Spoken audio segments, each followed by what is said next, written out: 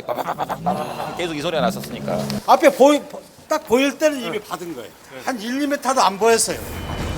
인천 영종대교 개통 15년 사상 최대의 추돌 사고가 발생한 바로 그 현장을 찾았습니다. 지금 사고가 난 영종대교로 진입을 했는데요. 보시다시피 지금 상부도로에는 안개가 자욱해서 정말 한치 이때도 앞이 계속 안개가 껴 있었군요. 그렇습니다. 이 안개 속에는 너무도 처참한 상황이 펼쳐져 있었습니다. 100여 대의 차량이 서로 뒤엉켜서 형체를 알아볼 수 없을 정도로 찌그러진 모습이었는데요. 예. 상황이 이렇다 보니까 이 구급차의 진입로 확보도 힘든 상황이었습니다. 아유, 정말 처참하네요. 장비들이 들어올 수가 없으니까 구조대원들이 이제 그 이동식 장비를 갖다가 다 다니면서 이제 그렇게 구조를 했어요. 2명의 사망자와 60여 명의 부상자가 발생한 이번 사고, 현장엔 아직도 위험이 도사리고 있었습니다. 예, 가스통도 그대로 있고요. 지금 바닥에 보시면 지금 도로에도 지금 사고 난 차들의 기름들이 지금 흥건하게 깔려 있거든요. 차량에서 나온 기름으로 인해 더 큰 사고가 발생할 수도 있는 상황.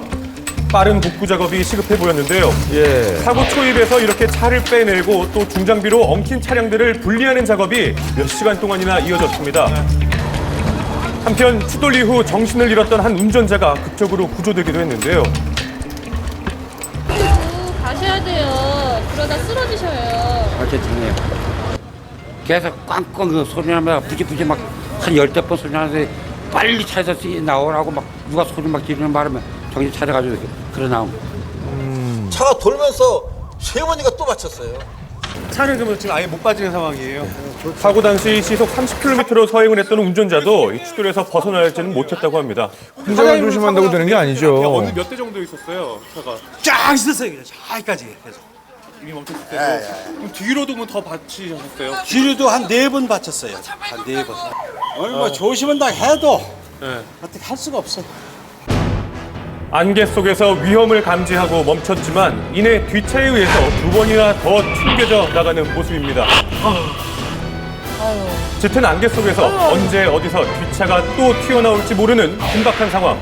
운전자들은 그야말로 목숨을 건 탈출을 시도해야 했다고 하는데요. 중간에 나오지를 못하는 거예요. 무서워가지고 죽을까 봐 솔직히 그랬어요. 짙은 안개의 정체는 바로 해무였습니다.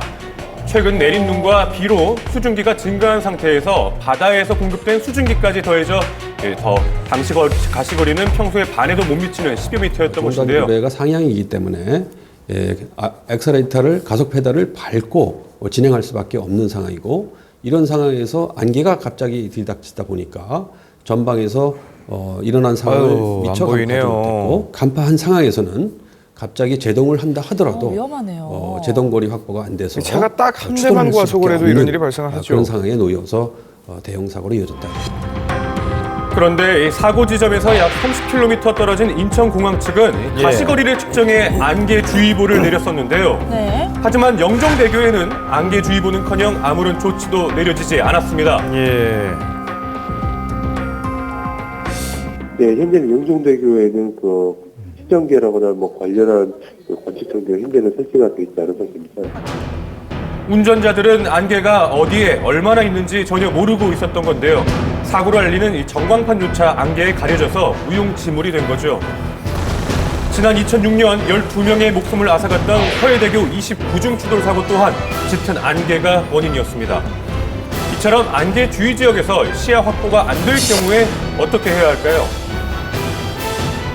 전방 상황에 대한 정보를 눈으로 시지각으로 받는 것은 한계가 있습니다.